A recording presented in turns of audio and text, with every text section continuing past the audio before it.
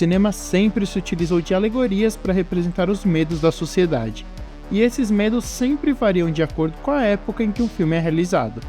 Por exemplo, com o medo dos comunistas e o temor da Guerra Fria nos anos 50 e 60, tivemos vários filmes americanos mostrando invasões alienígenas, criando todo um sentimento patriótico de nós contra eles. Já a preocupação com doenças venéreas nos anos 80 trouxe uma enxurrada de filmes de terror slasher, onde jovens bonitos e sexualmente ativos eram mortos um por um pelas mãos de um assassino implacável.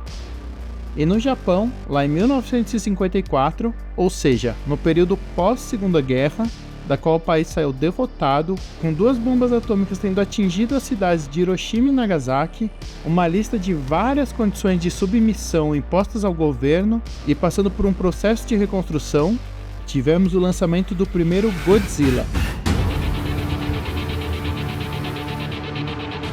Explorando tanto esse trauma nuclear quanto a derrota final do Japão, seja nas falas dos personagens humanos, seja na própria existência do Godzilla, que é resultado direto da radiação das bombas, o filme do diretor Ishiro Honda entrou para a história e criou um novo gênero no cinema japonês.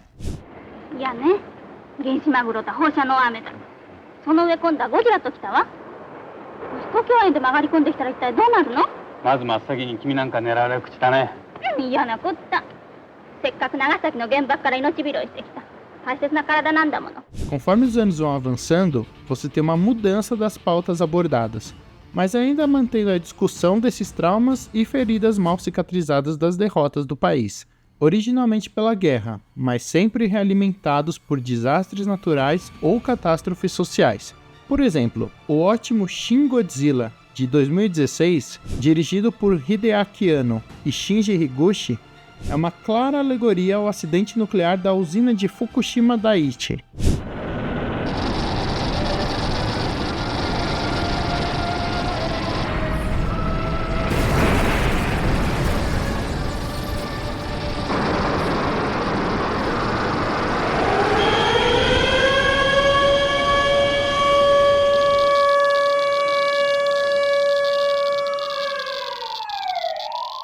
Em 11 de março de 2011, um terremoto de magnitude 9 ocorreu na costa nordeste do Japão e gerou um tsunami gigantesco que atingiu essa usina, inundando os geradores de energia de emergência, que serviam para manter o resfriamento dos reatores. Isso fez com que eles começassem a superaquecer, levando à fusão do núcleo em 3 dos 6 reatores da usina. E isso foi uma catástrofe enorme, resultou na liberação de materiais radiativos para o meio ambiente, 51 mortes, evacuação em massa da região e uma mudança em toda a política energética japonesa, com o desligamento de todas as centrais nucleares do país. O acidente de Fukushima foi classificado como nível 7 na escala internacional de acidentes nucleares, que é a classificação mais alta, que até então só tinha alcançado esse status com o desastre nuclear de Chernobyl, em 1986, na União Soviética. Desde 1998, Hollywood também vem produzindo vários filmes do lagartão, variando bastante de qualidade. A gente teve esse filme de 98, dirigido pelo Roland Emmerich, e que, pra falar a verdade, não era nada bom. What's with the chewing gum? Makes us look more American. Oh, really? Tem uns momentos bem vergonhosos e vai totalmente contra o que o personagem representa. A melhor coisa que saiu dele foi o clipe do Jamiroquai, que na época eu achava bem legal.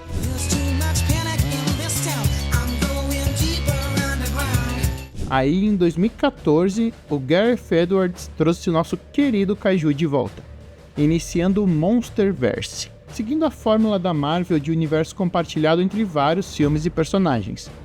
Além desse primeiro, que se chamava apenas Godzilla, a gente teve Kong, a Ilha da Caveira, Godzilla 2, Rei dos Monstros, Godzilla vs Kong e Godzilla e Kong, o Novo Império, além de séries, animações, quadrinhos e jogos que expandem esse universo. Bom, a maioria desses filmes é a definição de um termo que eu gosto bastante, que é o fast food do cinema. Pode até ter um gosto bom na hora, ele é super palatável, mas você sabe que no fundo é só lixo industrializado e não vai te fazer nada bem. We need bigger guns. São filmes grandes, bobos, e assim que os créditos começam a subir na tela, você já esqueceu completamente do que assistiu e não lembra o nome de nenhum personagem. Inclusive, os personagens humanos dos filmes americanos são péssimos. Você vê um desfile de atores bem famosos interpretando papéis vazios, sendo basicamente ferramentas para explicar a trama para o espectador e não pessoas de verdade. É difícil achar qualquer coisa de interessante neles. O filme de 2014 até tenta dar um pouco de profundidade para esses humanos, mas o restante é bem sofrível e o mais frustrante é que a gente passa grande parte dos filmes acompanhando eles. E claro, você precisa de personagens humanos em filmes de kaiju, de monstros gigantes, principalmente para dar escala do que está acontecendo. Você só vê o Godzilla como um lagarto gigantesco, que causa destruição em uma escala enorme porque tem o contraponto dos humanos, que são mostrados minúsculos e extremamente frágeis. Sem isso, você perde toda essa escala titânica que os monstros deveriam passar. Pacific Fleet destroyer USS Lancaster was attacked and disabled by an unknown enemy. No further details known at this time. Now I am become death, the destroyer of worlds.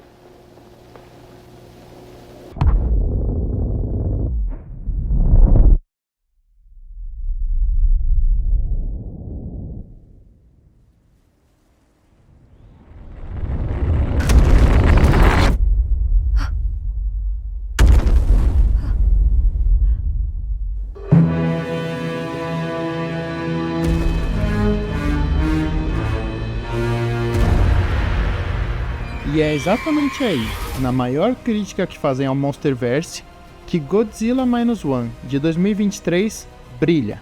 Esse é um filme do Godzilla japonês, dirigido por Takashi Yamazaki, onde a gente tem o contrário do que aparece nessas produções norte-americanas. E eu acho que é o filme dessa série que a gente mais passa tempo com os humanos, e sinceramente isso enriquece demais as aparições do próprio Godzilla. O uso que é feito dele é perfeito. Ele aparece bem pouco, mas sempre com muito impacto. Sempre sendo algo memorável, lembrando bastante um outro filme incrível, Tubarão, de 1975, dirigido pelo Steven Spielberg, que deixa claro que o monstro não precisa estar na tela o tempo todo para ser eficiente. E na verdade, é exatamente o contrário. Aqui, a parte mais forte do filme é centrada nos personagens humanos.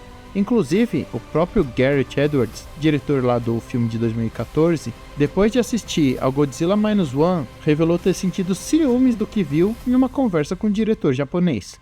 I spent the whole time very, very jealous. I was like, I should have made this. Like, why didn't I make a movie like this? O Godzilla estadunidense normalmente é mostrado como um anti-herói, ou mesmo um herói. A destruição que é causada por ele é bastante higienizada. Você vê várias construções sendo destruídas, mas a perda humana não aparece. Por outro lado, o japonês se mantém na origem do monstro, que é basicamente ser uma força de destruição, assim como os elementos que ele representa, como furacões, tsunamis, bombas e terremotos. Quando ele aparece, a destruição é sentida de verdade. Você vê vidas sendo encerradas durante a catástrofe. A dor da perda é sentida pelos sobreviventes e, principalmente, debatida.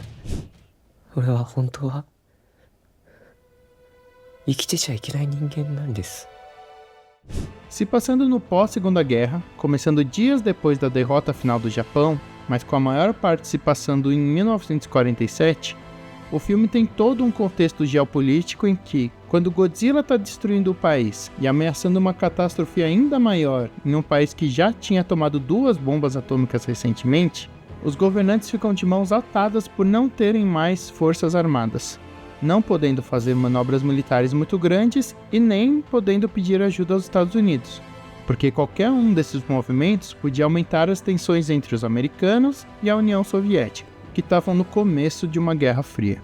E foi meio que isso que aconteceu no mundo real. Os estadunidenses jogaram 2 bombas no país, viraram as costas e vocês que se virem. O próprio título do filme é sobre isso. Depois de ter sido devastado durante a Segunda Guerra, o Japão voltou a estaca zero. Mas com a aparição do Godzilla, o país se afunda ainda mais, indo pro negativo, -1.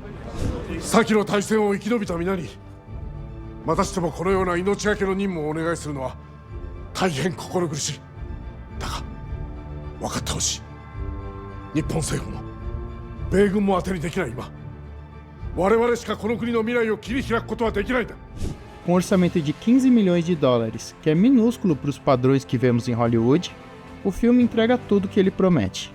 Um kaiju gigantesco e detalhado destruindo cidades inteiras, bafo atômico, cenas épicas, uma trilha sonora incrível e vai além, trazendo temas complexos, personagens nos quais você acredita e um roteiro que emociona e apaixona.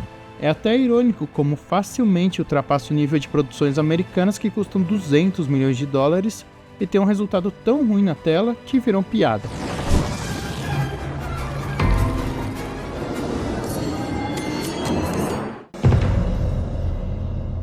Durante a guerra, o imperador Hirohito usou um dos mais pesados aspectos culturais do povo japonês até hoje, que é a busca pela honra, para manipular vários soldados a entregarem suas vidas em nome do país e do imperador, como os pilotos de bombardeiros suicidas conhecidos como kamikazes. O personagem principal, Koichi Shikishima, é um desses pilotos kamikaze que, ao invés de se matar em honra do imperador, do país e da sua família, fugiu desse dever e se negou a morrer em uma guerra praticamente acabada.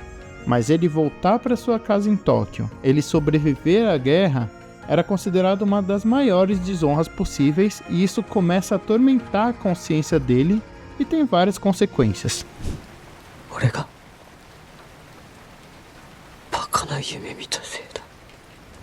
Essa vergonha se torna um fantasma, onde além de outras pessoas culparem e menosprezarem ele, a própria culpa e menosprezo que ele sente é algo tão forte que impede ele de seguir em frente.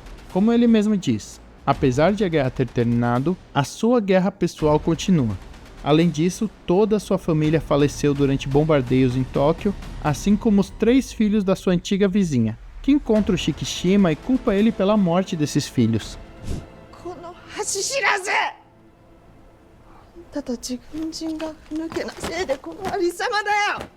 E aqui cabe um ponto. Como a vizinha, todos os outros personagens são escadas para a evolução da história do Shikishima. Todos trabalham para o triunfo e redenção dele, que representa o triunfo e redenção do próprio Japão. E por outro lado, todo esse sentimento de culpa e vergonha é manifestado no Godzilla, que aparece pela primeira vez no caminho do Shikishima em uma ilha onde ele era apenas uma lenda, e que vai ficando maior e mais brutal conforme a culpa vai consumindo o espírito do Koichi. E ele sempre acaba cruzando com o Shikishima, sempre atormentando e destruindo tudo ao seu redor, o que faz com que se forme ali uma rivalidade entre os dois. O que foi bem curioso para mim, porque pela primeira vez assistindo os filmes do Godzilla, eu torci para que os humanos ganhassem.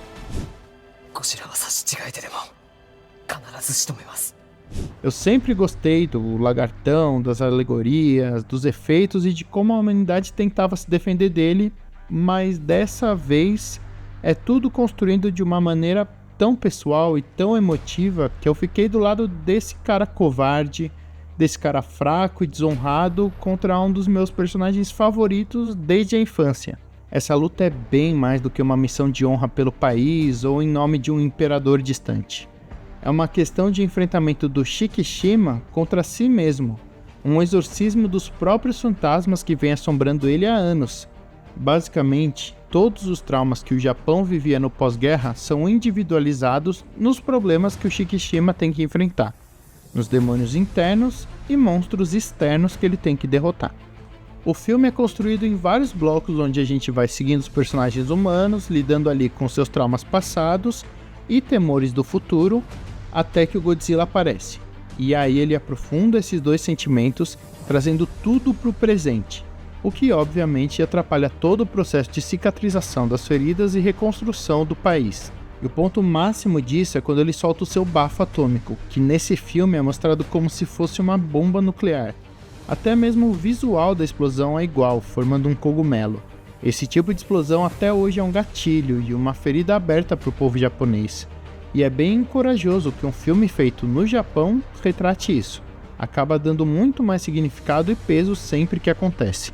Essa manipulação temporal e de realidade, ela aparece no que para mim é a melhor cena do filme. Quando Shikishima tem um surto e se convence de que ele morreu durante a guerra, e que o presente não é a realidade. É um sonho, ou melhor, um pesadelo. O filme todo insiste na morte desse personagem. Todo mundo insiste que ele deveria ter morrido na guerra. Ele mesmo insiste nessa culpa de estar vivo. Até mesmo acaba pegando uma missão para desativar minas no mar, ou seja, um trabalho arriscadíssimo. Enfim, ele sempre busca esse sacrifício do qual ele fugiu várias e várias vezes durante a história, e essa é a mensagem base do filme. 戦争に行ってないってのはな、とても幸せなことなんだぞ。 Guerras são inúteis, principalmente porque a luta é travada em nome da morte. E é daí que vem um dos pontos mais legais do filme, que aponta o dedo direto para a cara do Japão.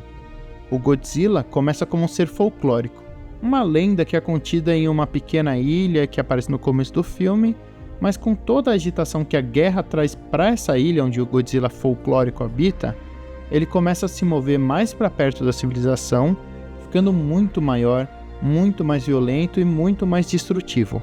O que remete a um conceito de tradição que retorna, que é um signo bastante presente na cultura japonesa, especialmente no Shintoísmo, que é uma parte muito importante de toda a base filosófica da sociedade do Japão. Basicamente, os seus ancestrais, vivos ou mortos, mantêm um vínculo direto com você, e esse vínculo acaba transformando esses ancestrais em objetos de culto. Daí que vem todo esse movimento de honrar os antepassados e seguir as tradições. Então, o Godzilla representa uma vingança dessa tradição, indo contra um Japão que traiu a sua ancestralidade e assim traiu a si mesmo. 思えばこの国は命を粗末にしすぎてきました。脆弱な装甲の戦車、補給軽視の結果、合心前に特攻だ、玉砕だと。 O Shikishima só consegue a sua redenção quando ele próprio vira esse jogo e seu sacrifício se torna um sacrifício pela vida dos outros personagens que vêm trabalhando e se sacrificando para o triunfo desse protagonista desonrado. Então, apesar de ele saber que seu sacrifício é certo, dessa vez ele está fazendo isso para que outras pessoas possam viver. O culto deixa de ser o da morte e a mensagem é clara: não vale a pena morrer por nada que não seja viver. 今度の戦いは死ぬための戦いじゃない。未来を生きるための戦いなんです。 Não é só um ótimo filme do Godzilla, inclusive, na minha opinião, o melhor de todos eles, mas é um ótimo filme no geral. Na verdade, dá até pra falar que esse não é um filme sobre o Godzilla. É um filme sobre derrota, sobre culpa, sobre os horrores da guerra, e no meio disso tudo acontece de o Godzilla também estar presente.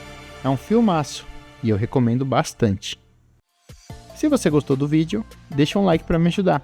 Se inscreve no canal para mais vídeos assim, e me fala sobre o que você achou do filme. Se você prefere o Godzilla japonês ou norte-americano. Qual o seu filme favorito do Godzilla? Enfim, os comentários estão aí pra gente conversar mais sobre o assunto. A gente se encontra por lá, e até mais.